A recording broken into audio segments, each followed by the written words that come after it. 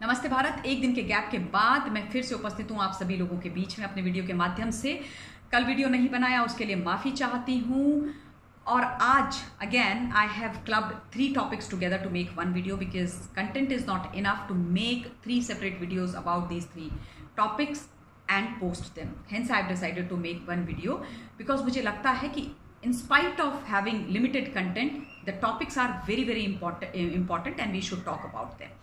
तो जो आज के जो टॉपिक्स हैं वो है mister Anupam Kher and NDTV number 1, number 2 is mister Sachin Waze and number 3 mister Navneet Kalra. And I am sure by now you all know who mister Navneet Kalra is. पहले बात करेंगे NDTV and mister Anupam Kher के बारे में। And NDTV and Ravish Kumar के बारे में आप सब लोग जानते हैं। रवीश कुमार जी की तो क्या ही तारीफ करूं मैं।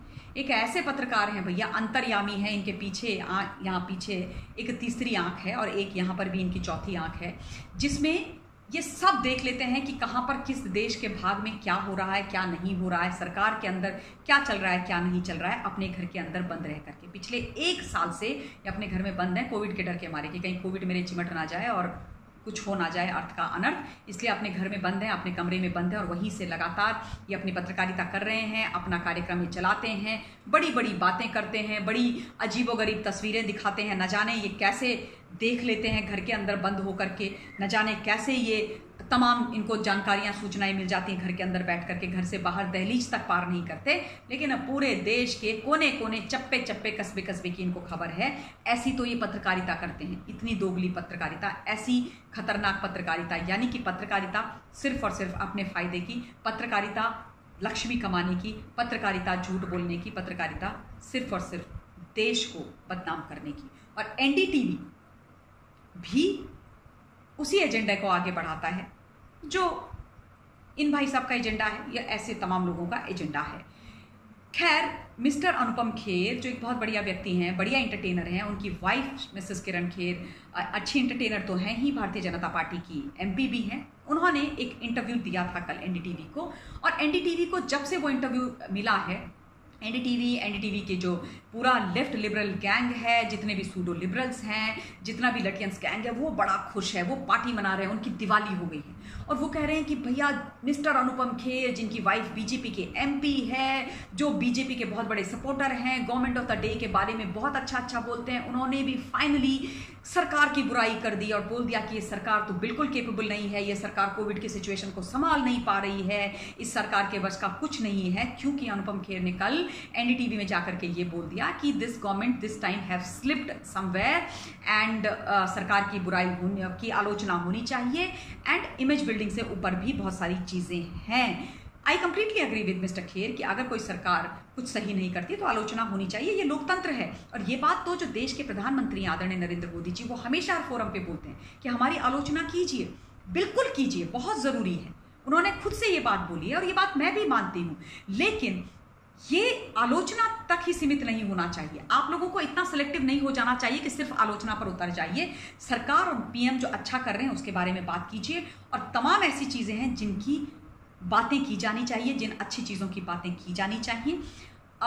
राज्य सरकारों की जो जिम्मेदारी है उनके बारे में बात की जानी चाहिए। उन राज्य सरकारों को हाशिए पर ज़रूर और कटघरे पर ज़रूर खड़ा करना चाहिए जो ये बिल्कुल भूल गए हैं कि हेल्थ स्टेट सब्जेक्ट है, जो इमेज बिल्डिंग का काम कर रहे हैं। जैसे mister Arvind Kejriwal taxpayers का जो पैसा है 200-300 करोड़ रुपया वो एडवर्टीजमेंट में लगा रहे हैं इमेज बिल्डिंग में।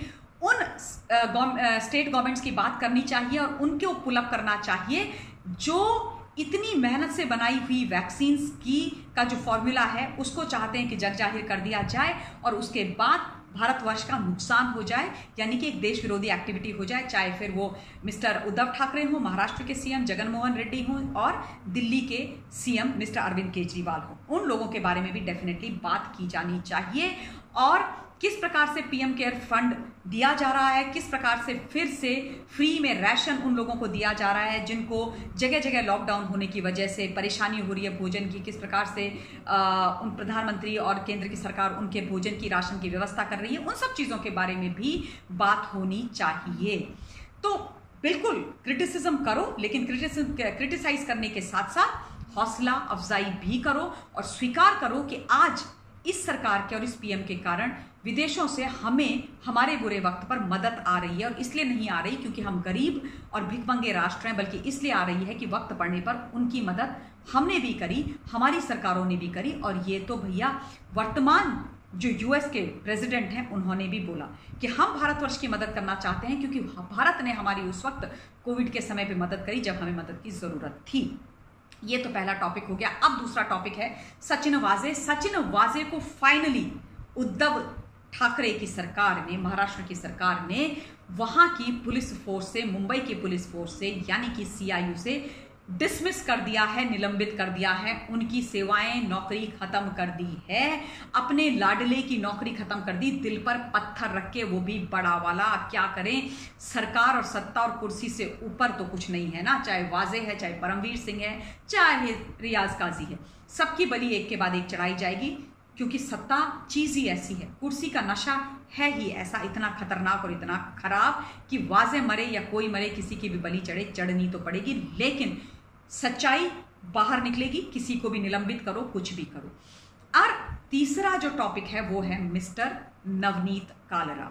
नवनीत कालरा वो दिल्ली के व्यक्ति जो बहुत पैसे वाले हैं, जिनके खान मार्केट वो मार्केट भारत का नहीं विश्व का जो सबसे महंगा मार्केट है, जिसके अंदर जब फिरंगी आते हैं, विदेशी आते हैं, तो सबसे पहले खान मार्केट में शॉपिंग करने जाते हैं। खान मार्केट में आपके स्पेस होना, आपकी कोई कमर्शियल स्पेस होना, यानी कि आपके पीछे बहुत सारा पैसे की बैकिंग है। और ऐसे खान मार्केट के अंदर नवनीत कालरा के एक नहीं दो बड़े बड़े रेस्टोरेंट या होटल थे, टाउन हॉल एंड खान चाचा आप सब जानते हैं, बहुत बड़ी फूड चेन है इस देश की।